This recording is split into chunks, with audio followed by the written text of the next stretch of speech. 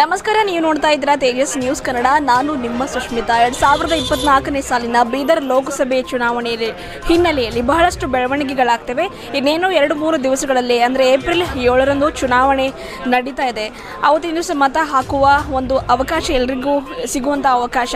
ಜೊತೆಗೆ ಇವತ್ತಿನ ದಿವಸ ಏನಪ್ಪ ಅಂದರೆ ಒಂದು ಬೀದರ್ನಲ್ಲಿ ಒಂದು ಕುರುಬ ಗೊಂಡ ಸಮುದಾಯ ಜೊತೆಗೆ ಟೋಕ್ರಿ ಕೋಲಿ ಸಮುದಾಯದ ವತಿಯಿಂದ ಸಮಸ್ತ ಸಮುದಾಯ ವತಿಯಿಂದ ಇವತ್ತು ಜಂಟಿಯಾಗಿ ಪತ್ರಿಕಾಗೋಷ್ಠಿ ಕೂಡ ಆಯೋಜನೆ ಮಾಡಲಾಗಿತ್ತು. ಪತ್ರಿಕಾಗೋಷ್ಠಿಯ ಮೂಲಕ ಕಾಂಗ್ರೆಸ್ ಪರ ಅವರು ಮಾತನಾಡಿದ್ದಾರೆ. ಕಾಂಗ್ರೆಸ್ ಪಕ್ಷದ ಅಭ್ಯರ್ಥಿಯಾಗಿರ್ತಕ್ಕಂಥ ಸಾಗರ್ ಖಂಡ್ರೆ ಅವರ ಪರವಾಗಿ ಮಾತನಾಡಿದ್ದಾರೆ. ಸೊ ಈ ಬಗ್ಗೆ ಮಾತನಾಡಲಿಕ್ಕೆ ನಮ್ಮ ಜೊತೆಗೆ ಮುಖಂಡರಾಗಿರ್ತಕ್ಕಂಥ ಗೊಂಡಪರ ಸಮುದಾಯದ ಒಂದು ಮುಖಂಡರಾಗಿರ್ತಕ್ಕಂಥ ಅಮೃತ ಚಿಮ್ಕೋಡೆ ಅವರಿದ್ದಾರೆ. ಜೊತೆಗೆ ಮೀನುಗಾರಿಕೆ ಅಭಿವೃದ್ಧಿ ನಿಗಮದ ಮೇಡಮ್ ಮಾಲಾ ಬಿ ನಾರಾಯಣರವರು ನಮ್ಮೊಂದಿಗಿದ್ದಾರೆ. ಏನು ಹೇಳ್ತಾರೆ ಅಂತ ಕೇಳೋಣ. ಸರ್ ನಮಸ್ತೆ. ನಮಸ್ಕಾರ.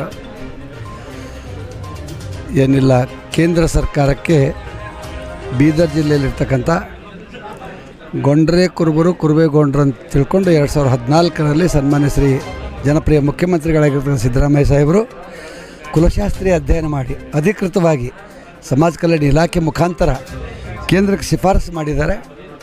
14ರಿಂದ 24 ಆಗ್ತಾಯಿದೆ. ಅದರ ಕೇಂದ್ರ ಸರ್ಕಾರ ಕರ್ನಾಟಕದ ಮನವಿ ಪರಿಗಣಿಸಿಲ್ಲ. ಅದರ ವಿಶೇಷವಾಗಿ ನಮ್ಮ ಈ ಕ್ಷೇತ್ರದ ಪಾರ್ಲಿಮೆಂಟ್ ಸದಸ್ಯರಾಗಿರ್ತಕ್ಕಂಥವರು 5 ವರ್ಷ ಪಾರ್ಲಿಮೆಂಟ್ ಸದಸ್ಯರಾಗಿದ್ದರು. ಭಗವಂತ ಖೋಬಾ ಸಾಹೇಬರು 5 ವರ್ಷ ಕೇಂದ್ರದ ಸಚಿವರಾಗಿದ್ದಾರೆ. ಅವರು ಮನಸ್ಸು ಮಾಡಿದ್ರೆ, ಮನಸ್ಸಿದ್ದಲ್ಲಿ ಮಾರ್ಗ ಇದೆ ಅನ್ನೋದಕ್ಕೆ ಮನಸ್ಸು ಮಾಡಿದ್ರೆ ಒಂದು 6-7 ತಿಂಗಳ ಕೆಳಗೆ ಅವ್ರು ಕೆಲಸ ಮಾಡ್ಬೋದಾಗಿತ್ತು. ಮನಸ್ಸು ಮಾಡಿಲ್ಲವೋ ಅಥವಾ ಅವರಿಗೆ ಈ ಸಮಾಜದ ಬಗ್ಗೆ ದ್ವೇಷ ಇದೆಯೋ, ಕಳಕಳಿ ಇದೆಯೋ, ಹೊಟಕಿದೇನೋ ಗೊತ್ತಾಗಿಲ್ಲ. ಅದಕ್ಕಾಗಿ ಈ ಸಂದರ್ಭದಲ್ಲಿ ನಾವು ನೇರವಾಗಿ ಮನವಿ ಮಾಡ್ತಾಯಿದ್ವಿ. ಗೋಂಡು ಕುರುಬ ಸಮಾಜದವರು ಗೊಂಡ್ರಿಗೆ ಕುರುಬರು ಅಂತ ಅನ್ನೋದಕ್ಕೆ ಯಾರಿಗೆ ಕೇಳಿದ್ರು ಸಹಿತ ಯಾರೂ ಇಲ್ಲಂತ ಹೇಳಲ್ಲ. ಇಷ್ಟು ಸರಳ ಭಾಷೆ ಗೊತ್ತಿದ್ದಿದ್ದು ಕೇಂದ್ರಕ್ಕೆ ರಾಜ್ಯ ಸರ್ಕಾರ ಕಳಿಸಿದ್ರೂ ಮಾಡಿಲ್ಲ ಅಂತ ಹೇಳಿದ್ರೆ ಬಹುತೇಕ ಇದು BJPಯ ಅತ್ಯಂತ ನಿರ್ಲಕ್ಷ್ಯತನ, ಅಲಕ್ಷ್ಯತನ. ಈ ಅಲಕ್ಷ್ಯತನ ಮಾಡಿದಕ್ಕೆ ಈಗ ಬರ್ತಕ್ಕಂಥ 7ನೇ ತಾರೀಕಿಗೆ ಚುನಾವಣೆಯಲ್ಲಿ ಗೋಂಡು ಕುರುಬ ಸಮುದಾಯದ ಬಂಧುಗಳು, ತಾಯಂದಿರು, ಅಕ್ಕ ತಂಗಿರು 108 ಕೆಲಸಗಳು ಇದ್ದರೂ ಸಹಿತ ಬೆಳಗ್ಗೆಯಿಂದ ಸಾಯಂಕಾಲದವರೆಗೆ 100% ಮತ ಕಾಂಗ್ರೆಸ್ ಪಕ್ಷದ ಅಭ್ಯರ್ಥಿಯಾಗಿರ್ತಕ್ಕಂಥ ಸಾಗರ್ ಖಂಡ್ರೆ ಅವರಿಗೆ ಹಾಕಬೇಕು. ಈಶ್ವರ್ ಖಂಡ್ರೆ ಅವರ ಕಾಂಟ್ರಿಬ್ಯೂಷನ್ ಈಶ್ವರ್ ಖಂಡ್ರೆ ಅವರ ಕಾಣಿಕೆ ಭಾಳ ದೊಡ್ಡದಿದೆ ಗೋಂಡು ಕುರುಬ ಸಮಾಜದ ಮೇಲೆ. ಅಷ್ಟೇ ಅಲ್ಲ, ಕೋಲಿ ಸಮಾಜದ ಮೇಲಿದೆ. ಅಷ್ಟೇ ಅಲ್ಲ, ಸಾಮಾಜಿಕವಾಗಿ ಎಲ್ಲ ಜನರಿಗೆ ಲಾಭ ಮಾಡಿರ್ತಕ್ಕಂಥ ವಿಷಯ. ಇವತ್ತು ಪರ್ಟಿಕ್ಯುಲರ್ ಆಗಿ ಗೋಂಡು ಕುರುಬ ಸಮುದಾಯದ ಜನಾಂಗದವರು ಒಂದು ಸಿಂಗಲ್ ವೋಟ್ ಬಿ ವೈಯಕ್ತಿಕ ಶತ್ರುತ್ವ ಏನೇ ಇದ್ದರೂ ಸಹಿತ, ಯಾವ ಥರದ ಶತ್ರುತ್ವನೇ ಇರಲಿ, ಆದರೆ ಚಿಮ್ಕೋಡಿನ ಶತ್ರು ಇದ್ದರೂ ಸಹಿತ ಚಿಮ್ಕೋಡಿ ಈ ಭಾಗದಿಂದ ಮತ ಹಾಕಬೇಕು, ಆ ಭಾಗದಿಂದ ಮತ ಹಾಕಬೇಕು. ಒಂದು ಸಿಂಗಲ್ ವೋಟು ಸಹಿತ BJPಗೆ ಹಾಕಬಾರ್ದು, ಕಾಂಗ್ರೆಸ್ಸಿಗೆ ಹಾಕಿ ಗೆಲ್ಲಿಸಿ. ಈಗ ಆ ಭಾವನೆ ಇರ್ತಕ್ಕಂಥ ಬಳಗ ಅಲ್ಲಿ ಆರಿಸಿ ಬಂದರೆ ಆ ಕುಟುಂಬದ ಬಳಗ 100ಕ್ಕೆ 100 ಗೋಂಡು ಕುರುಬ ಸಮಾಜದ ಪರವಾಗಿತ್ತು. ಅದಕ್ಕಾಗಿ ಈ ಬಳಗ ಹಾಕಿದರೆ ಕೇಂದ್ರದಲ್ಲಿ ಬಂದಾಗ ಕೇಂದ್ರದಲ್ಲಿ ತಡೆದು ಹಿಡಿದಿದ್ದ. ಕೇಂದ್ರದಲ್ಲಿ ಹೊರಗೆ ಬರಬೇಕಂದ್ರೆ ಅಲ್ಲಿ ಕಾನೂನು ಪ್ರಕಾರ, ಕಾನೂನಲ್ಲಿ ಆರ್ಟಿಕಲ್ ಓದಿರ್ತಕ್ಕಂಥವ್ರು ಸಾಗರ್ ಖಂಡ್ರೆ ಫೇಮಸ್ ಅಡ್ವೊಕೇಟ್. ಜಗತ್ತಿನಲ್ಲೇ ಒಂದು 2-3 ಜನ ಬರ್ತಕ್ಕಂಥ ಒಳ್ಳೆ ಇದರಲ್ಲಿ ಒಬ್ಬ ಬಹಳ ಸುಂದರವಾದಂಥ ನ್ಯಾಯವಾಗಿ ಮಾತಾಡ್ತಕ್ಕಂಥ, ಸಂವಿಧಾನದ ಪ್ರಕಾರ ಮಾತಾಡ್ತಕ್ಕಂಥವ್ರು ಸಾಗರ್ ಖಂಡ್ರೆ ಆರಿಸಿ ಬಂದಾಗ ಸರ್ಕಾರಕ್ಕೆ ಮನವಿ ಮಾಡಿ ಸೆಕ್ಷನ್ಗಳು ತಿಳಿಸಿ ಇದು ಮಾಡಿಸ್ತಾರನ್ನೋ ಭರವಸೆಗೆ ನಾವೆಲ್ಲರೂ ಗೋಂಡು ಕುರುಬ ಜನಾಂಗದವರು ಒಂದು ವೋಟು ಬೇರೆ ಕಡೆ ಹಾಕಲಾರ್ದಂಗೆ 100ಕ್ಕೆ 100 ಹಾಕಿದ ಮತಗಳು ಕಾಂಗ್ರೆಸ್ ಪರವಾಗಿ ಕೈ ಚಿಹ್ನೆಗೆ ಸಾಗರ್ ಖಂಡ್ರೆಯವರ 3ನೇ ನಂಬರ್ ಮೇಲೆ ಹಾಕಬೇಕು.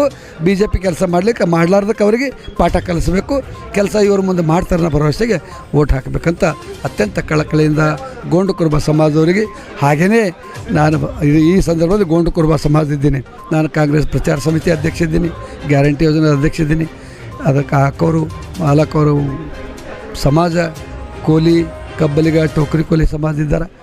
ಎಲ್ಲರಿಗೆ ಅಷ್ಟೇ ಅಲ್ಲದೆ ಪ್ರತಿ ಭಾರತದ ನಾಗರಿಕರಿಗೆ ಸಂದೇಶ ಎಲ್ಲ ಕಡೆ ಕೊಡಬೇಕು.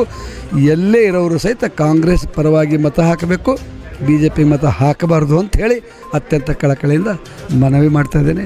ನಮಸ್ಕಾರಗಳು, ಧನ್ಯವಾದಗಳು. ಈಗ BJP ಹಾಗೂ JDS ಪಕ್ಷ ಮೈತ್ರಿ ಇದೆ.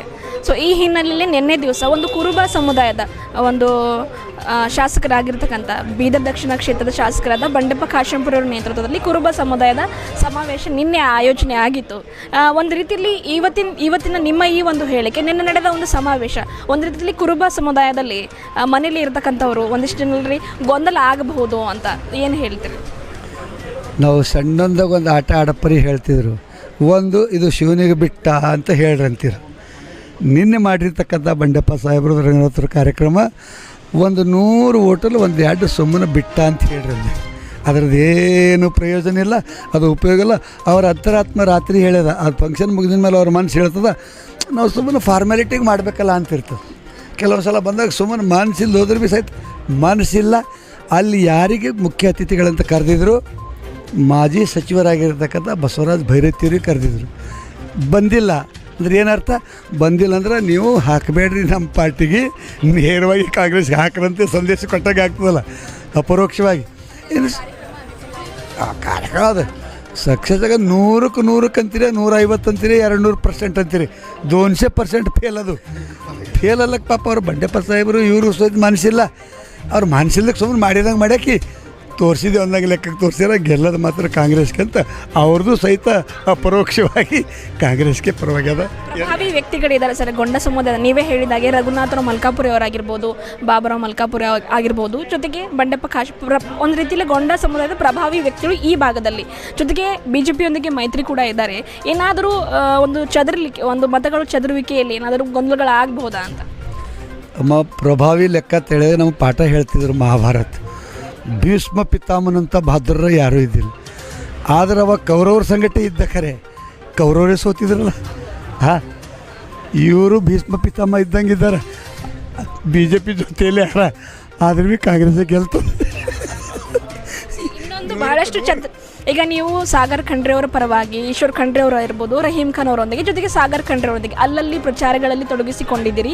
ಜೊತೆಗೆ ಈ ಒಂದು ಬೀದರ್ ಜಿಲ್ಲೆಯ ಒಂದು ಗ್ಯಾರಂಟಿ ಯೋಜನೆ ಜಿಲ್ಲಾಧ್ಯಕ್ಷರು ಕೂಡ ಕೆಲಸ ಮಾಡ್ತಾ ಇದ್ದೀರಿ. ಈಗಾಗಲೇ ಬಹಳಷ್ಟುಗಳೇ ಗ್ಯಾರಂಟಿ ಯೋಜನೆಗಳ ಬಗ್ಗೆ ನೀವು ಕೂಡ ಪ್ರಚಾರಗಳಲ್ಲಿ ಅಲ್ಲಲ್ಲಿ ನಿಮ್ಮ ಒಂದು ಅಭಿಪ್ರಾಯಗಳನ್ನು ವ್ಯಕ್ತಪಡಿಸಿದ್ರಿ, ಮನವರಿಕೆ ಕೂಡ ಮಾಡಿದ್ರಿ. ಸೊ ಯಾವ ರೀತಿ ಅಲೆ ಇದೆ, ಯಾವ ರೀತಿ ಮತಬಾಂಧವರ ಮನಸ್ಥಿತಿ ಯಾವ ರೀತಿ ಇದೆ ನಿಮ್ಮ ಗಮನಕ್ಕೆ ಬರೋದಾದರೆ ಏನು ಅಂತ?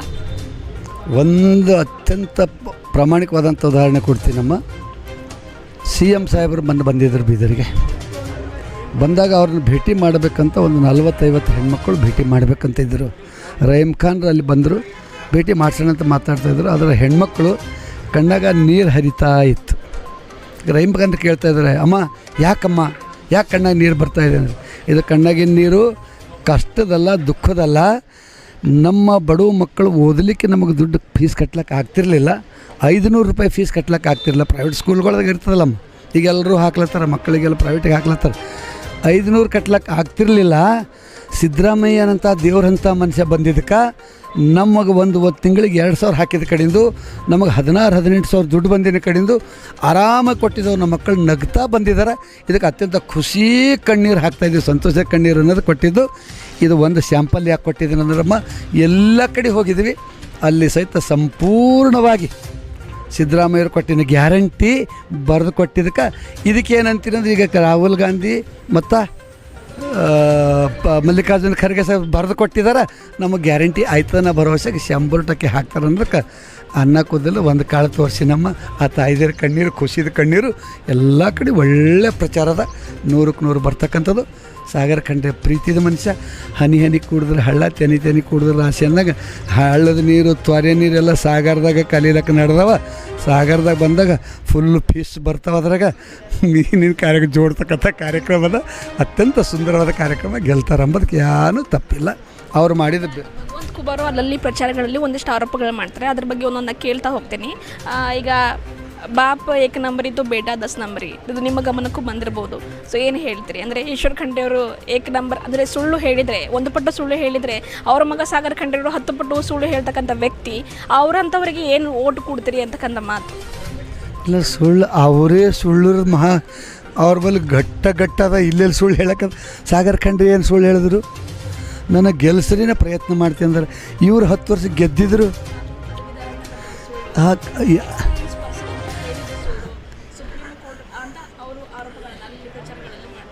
ಅದಕ್ಕೆ ಒಂದು ವೇಳೆ ನಾನು ಮಾತು ಹೇಳ್ತೀನಿ, ಇವತ್ತು 100 ಕೆಲಸ ಬಿಟ್ಟು ಭೀ ಒಂದು ವೇಳೆ ಭಗವಂತ ಖೂಬಾ ಸಾಹೇಬರು ಬಂದ್ರೆ ಅದು ಪದವಿ ಸರ್ಟಿಫಿಕೇಟ್ ಕೊಡೋರು ಯಾರಮ್ಮ ಹೇಳಿದ್ರಲ್ಲ, ಕೊಟ್ಟಂಥ ಯೂನಿವರ್ಸಿಟಿ ಅದನ್ನೋ ಲಾ ಕಾಲೇಜ್ ಯಾರು ಕೊಡ್ತಾರೋ ಆ ಸರ್ಟಿಫಿಕೇಟ್ ತೊಗೊಳಕ್ಕಾಗ್ತದೆ.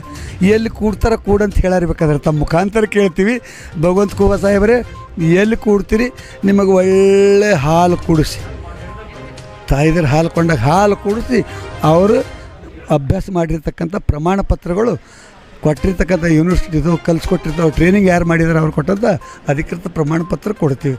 ಗಾಳಿದಾಗ ಹೋದ್ರೆ ನೀವೇನವ್ರು ಕ್ಲಾಸ್ಮೇಟ್ ಇದ್ದೀರಾ, ನೀವು ಪಾಸಾಗಿರೋರು ಫೇಲ್ ಆಗ್ಯಾರ ಅಂತ ಹೇಳ್ತೀರಿ. ಭಗವಂತ ಖೂಬಾ ಸಾಹೇಬ್ರೆ ನೀವು ಯಾವ ಕಾಲೇಜು ಅವ್ರವ್ರ ಕಾಲೇಜು ಭಗವಂತ ಖೂಬಾ ಓದಿಲ್ಲ ಅಂತ ನಾನು ಅದ್ರ ತಪ್ಪಾಗ್ತದೆ. ಯಾಕಂದ್ರೆ ನನ್ನ ಕ್ಲಾಸ್ಮೇಟ್ ಇದ್ರೆ ಹೇಳಬೇಕು, ಅವರು ಓದಿದ್ದು ಇಲ್ಲ ಅಂತ ನೀವು ಕೊಟ್ಟರೆ ಸರ್ಟಿಫಿಕೇಟು. ಅದಕ್ಕಾಗಿ ಖೂಬಾ ಸಾಹೇಬ್ರೆ ದೊಡ್ಡವರಿದ್ದೀರಿ, ಮಂತ್ರಿಗಳಾಗಿದ್ದೀರಿ, ಮರ್ಯಾದೆಲಿಂದ ಮಾತಾಡ್ತೀವಿ. ನೀವು ಅವ್ರ ಕ್ಲಾಸ್ಮೇಟ್ ಇಲ್ದೇ ಇಲ್ಲ ಅಂತ ಹೆಂಗೆ ಹೇಳ್ತೀರಿ? ಅಂದಾಜು ನಿಮ್ಮನ್ನು ಪೋಣೆ ಬಾರ ಆಯ್ತದ, ಹಂಗೆ ಅಧಿಕೃತ ಬೇಕಂದ್ರೆ ಸರ್ಟಿಫಿಕೇಟ್ ತಂದು ಕೊಡ್ತಾರೆ, ತಗೊಂಡು ನೋಡ್ಕೊರಿ ಅಂತ ಇಷ್ಟ. ಕೊನೆಯ ಪ್ರಶ್ನೆ ಸರ್, ಈಗ ಖಂಡ್ರೆ ಕುಟುಂಬ ಬಹಳಷ್ಟು ವರ್ಷಗಳಿಂದ ಇಲ್ಲಿ ರಾಜಕಾರಣ ಮಾಡ್ತಾ ಇದ್ದಾರೆ. ಬೀದರ್ ಕ್ಷೇತ್ರ ಹಿಂದುಳಿಲಿಕ್ಕೆ ಖಂಡ್ರೆ ಕುಟುಂಬದವರ ರಾಜಕಾರಣವೇ ಕಾರಣ ಆಗಿದೆ ಅಂತಕ್ಕಂಥ ಮಾತು ಆರೋಪ ಏನೇ? ಬೀದರ್ ಹಿಂದೆ ಹೆಂಗೆ ಉಳಿದದಮ್ಮ? ಈಗ ನಾವು ನೋಡ್ತಾ ಇದ್ದೀವಿ, ನಾವು 15-20 ವರ್ಷ ಕೆಳಗೆ ನೋಡಿದ್ರೆ ಕೆಸರಾಗ ಮೊಳಕಲ್ತನ ಕೆಸರು ಹೋಗ್ತಿತ್ತು. 13ರಲ್ಲಿ ಅಶೋಕ್ ಖೇಣಿ ಬಂದಾಗೂ ಒಂದು ಮಾತು ಹೇಳ್ತೀನಿ, 2,200 ಕೋಟಿ 22,000 ಚಿಲ್ಲರೆ ಕೋಟಿ ಅನ್ನೋ ದುಡ್ಡು ಕೊಟ್ಟು ಯಾವ್ಯಾವ ಊರಿಗೆ ಹೋಗ್ತೀರಿ ನೋಡಿರಿ, ಅಲ್ಲಿ CC ರೋಡ್ಗಳು ಮಾಡಿದ್ದಾರೆ. ತಾಯಿದರು ಉಬ್ಲಾಗ್ ಬಿದ್ದು ಸಾಯ್ತೀರ, ಆಯ್ದರು CC ರೋಡ್ ಮಾಡಿದ್ದಾರೆ. ಸರ್ಕಾರ ಬಂದಿನ ಮೇಲೆ, ಸಿದ್ದರಾಮಯ್ಯವ್ರು ಬಂದಿನ ಮೇಲೆ 5 ರೂಪಾಯಿಗೆ ನಾಷ್ಟ ಕೊಟ್ಟಿರ್ತಕ್ಕಂಥವ್ರು ಸಿದ್ದರಾಮಯ್ಯರು. ಬಡವರಿಗೆ ಮತ್ತು ಕ್ಯಾಂಟೀನ್ದಲ್ಲಿ ಹೋಗಿ ಪೈಲೇ ಫಸ್ಟ್ 5 ರೂಪಾಯಿ ನಾಷ್ಟ ಹೊಡೆಯವರೇ ಅವರೇ. BJP ದವರೇ ಓದ್ತೀರಿ ಅಂತೇಳಿ 10 ರೂಪಾಯಿ ಊಟ ಆಯಿತು, ಪೈಲೆ ಅವರೇ ಓದ್ತೀರಿ ಇಂದಿರಾ ಕ್ಯಾಂಟೀನ್ದಾಗ. ತಿಂದು ತುಂಬ ಕೈ ಅನ್ನಬಾರ್ದು, ಸೈ ಅದ ಅನ್ನಬೇಕು. ತಿಂದು ಉಪ್ಪು ಹಾಕಿಲ್ಲ ಅಂತಿದ್ರು, ಇದಕ್ಕೆ ತಪ್ಪದ.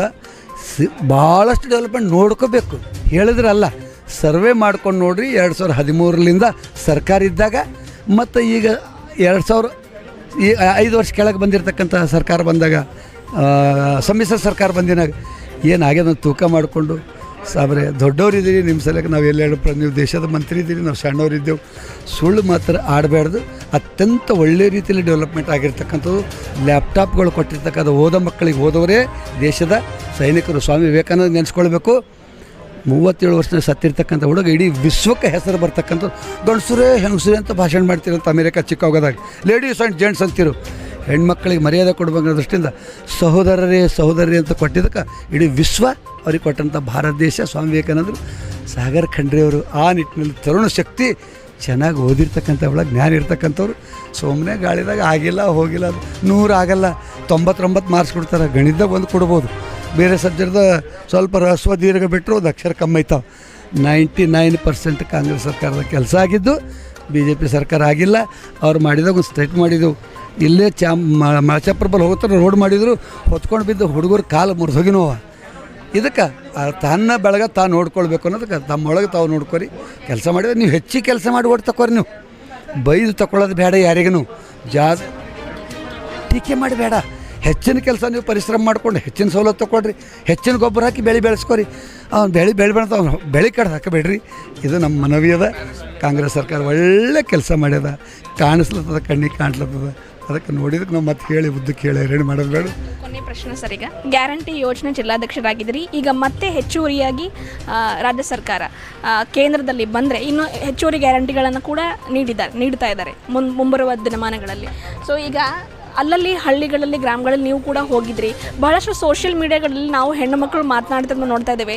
ಗ್ಯಾರಂಟಿ ಯೋಜನೆಗಳು ಚಲೋ ಅವ ರೀ, ಸಿದ್ದರಾಮಯ್ಯ ಅವರು ಕೊಟ್ಟರ್ರಿ, ಮತ್ತು ಭೀ ನಾ BJPಗೆ ಓಟ್ ಹಾಕ್ತಾ ಅಂತ ಹೇಳ್ತಕ್ಕಂಥ ಒಂದಿಷ್ಟು ವೈರಲ್ ಸೋಷಿಯಲ್ ಮೀಡಿಯಾದಲ್ಲಿ ನೋಡಿದ್ವಿ. ಅಂಥ ಒಂದು ಮಹಿಳೆಯರಿಗೆ ಏನು ಹೇಳ್ತೀರಿ?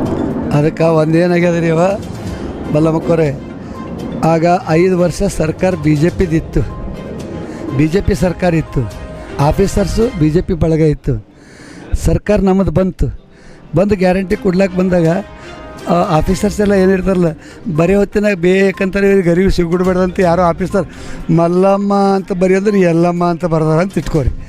ಮಲ್ಲಮ್ಮಂದು ಆಧಾರ್ ಕಾರ್ಡ್ ಅದ, ಮಲ್ಲಮ್ಮಂದು ID ಕಾರ್ಡ್ ಅದ, ಮಲ್ಲಮ್ಮಂದು ಬ್ಯಾಂಕ್ ಅದ, ಆದರೆ ಇವ್ರು ಎಲ್ಲಮ್ಮ ಅಂತ ಬರ್ದಾಗ ಕನ್ವಿನ್ಸ್ ಆಗ್ತದೆ, ತಪ್ಪಾಯ್ತದಲ್ಲ. ಈ ಥರ ಆ ಸರ್ಕಾರಿ ಅಧಿಕಾರಿಗಳಿದ್ದಾಗ ಸ್ವಲ್ಪ ಮಿಸ್ಟೇಕ್ ಆಗಿರಬೇಕು. ಈಗ ಹೇಳಿದ್ದಾರೆ ಅವರು 8 ತಿಂಗಳದ ನಿಂತರೂ ಸಹಿತ ಈಗ ಒಂದು ಜವಾಬ್ದಾರಿ ಮೇಲೆ ಕೊಟ್ಟಿರ್ತಕ್ಕಂಥ ಚಿಮ್ಕೋಡಿ ಹೇಳ್ತೀನಿ, 7ನೇ ತಾರೀಕು ಮುಗಿದಿನ ಮೇಲೆ ಪ್ರತಿ ಒಂದು ಸಂಬಂಧಪಟ್ಟಂಥ ಕಾರ್ಡ್ಗಳಿಗೆ ಸಂಪರ್ಕ ಮಾಡಿ ಆಫೀಸರ್ ಬಲ್ಲಿ ಕೂಡಿಸಿ, ಡಿ ಸಿ ಅವ್ರ ಹತ್ತಿರ ಕೂಡಿಸಿ, ಅಡಿಷನಲ್ ಡಿ ಸಿ, ಸದಸ್ಯ ಕಾರ್ಯದರ್ಶಿ ಅವ್ರ ಬಲ್ಲಿ ಕೂಡಿಸಿ ಸಿಸ್ಟಮ್ದಾಗ ತೆಗೆಸಿ ಯಾರ್ಯಾರು ಹೆಣ್ಮಕ್ಳದ್ದು ಯಾವ ಕಾರಣಕ್ಕೆ ನಿಂತದೋ ಅಕ್ಕಿ ಬಂದವ. ನಾವು ಆ ಕಾರ್ಡ್ಗಳು ಜಮಾಸಿ ಇಟ್ಕೊಂಡಿವಿ. ಅಕ್ಕಿ ಕೊಟ್ಟಿದ್ದಾರೆ, 5 ರೂಪಾಯಿ ಅಕ್ಕಿದು 170 ರೂಪಾಯಿ ಕಿಲೋ ಇಷ್ಟ ಮೇಲೆ ಕೊಟ್ಟಿದ್ದಾರೆ. ಆದರೆ 200 ಬಂದಿಲ್ಲ ಅಂತ. ಯಾಕಂದ್ರೆ ಟ್ಯಾಕ್ಸ್ ಪೇಯಿ ಅಂತ ಹಾಕ್ಯಾರ, ಅದ್ರಾಗ ಇನ್ಕಮ್ ಟ್ಯಾಕ್ಸ್ ಪೇಯಿ ಅಂತ ಹಾಕ್ಯಾರಂತ. 5 ಲಕ್ಷ ರೂಪಾಯಿ ಮೇಲ್ಪಟ್ಟು ವಾರ್ಷಿಕ ಆದಾಯ ಇದ್ದರೆ ಬಿ ಟ್ಯಾಕ್ಸ್ ಒಳಗೆ ಬರ್ತದೆ. ಇಲ್ಲಿ ಅವರು 30-40 ಸಾವಿರ ಇದ್ದರೆ ಬಿ ಹಾಕೋರು ಇರ್ತಾರಲ್ಲ ಪ್ರಿಂಟ್ ಟ್ಯಾಕ್ಸ್ ಪೇಯಿ ಅಂತ ಹಾಕಿದಕ್ಕೆ ಏನೋ ವ್ಯತ್ಯಾಸ ಬಂದದ. ಅದು ಸರಿಪಡಿಸ್ತಕ್ಕಂಥ ಕೆಲಸ 7ನೇ ತಾರೀಕಿನ ಮುಗಿದಿನ ಮೇಲೆ. ಇದು ಎಲೆಕ್ಷನ್ 7ಕ್ಕೆ ಮುಗಿತದ. ಚಿಮ್ಕೋಡಿ ಎಲೆಕ್ಷನ್ 7ರ ನಂತರ ಚಾಲು ಆಯ್ತದ. ಯಾವ ಮಲ್ಲಮ್ಮದು ನಿಂತಿರ್ಬಿ ಎಲ್ಲಮ್ಮದು ನಿಂತಿರ್ಬಿ ಅವರಿಗೆಲ್ಲರಿಗೆ ಕಂಪ್ಲೀಟ್ ಮಾಡಿಸ್ಕೊಡ್ತಕ್ಕಂಥ ಕೆಲಸ ನಿಜವಾಗಿ ಪ್ರಾಮಾಣಿಕ ಪ್ರಯತ್ನ ಮಾಡಿ ಇವ್ರಿಗೆ ಕೊಡಿಸ್ತೀವಿ. BJP ಅಂತಿಲ್ಲ, ಅವ್ರು ಅಲ್ಲಿ ಸೆಟ್ ಮಾಡ್ಲಿಕ್ಕೆ ಹೋಗಿನವ್ರು, ಹೊಡಿಲಕ್ಕೆ ಹೋಗಿನವ್ರು ಏನು ಮಾಡಿ ಕರ್ಕೊಂಡು ಹೋಗ್ಯಾವ ಪರ್ಗಳು. ಆರ್ಡ್ರ್ ಮಾಡಿದ್ದು ಕಾಂಗ್ರೆಸ್ ಅದ, ಅಲ್ಲಿ ಹೋಗಿ ಸಿಸ್ಟಮ್ದಾಗ ಸೇರ್ಸ್ಲಕ್ಕೆ ಯಾರು BJP ಕರ್ಕೊಂಡು ಹೋಗ್ಯಾನ. ಫೋಟೋ ಹೊಡ್ಕೊಂಡಾನ, ಅದಕ್ಕಂತ ಬರ್ತದೆ. ಇದು ಥೋಡೆ ಪ್ರಮಾಣದ ಬರ್ತದೆ. ಅದಕ್ಕೆ ಸತ್ಯ ತಿಳಿಸ್ಬೇಕಾದ್ರೆ ಕೊಟ್ಟಿದ್ದು ಸರ್ಕಾರ ಅಂತ ತಿಳಿಸ್ತೇವೆ. ಎಲ್ಲ ತಾಯಂದಿರಿಗೆ ಬಡವರಿಗೆ ಅನುಕೂಲ ಮಾಡ್ತೇವೆ. ನಮಸ್ಕಾರಗಳು, ಧನ್ಯವಾದಗಳು.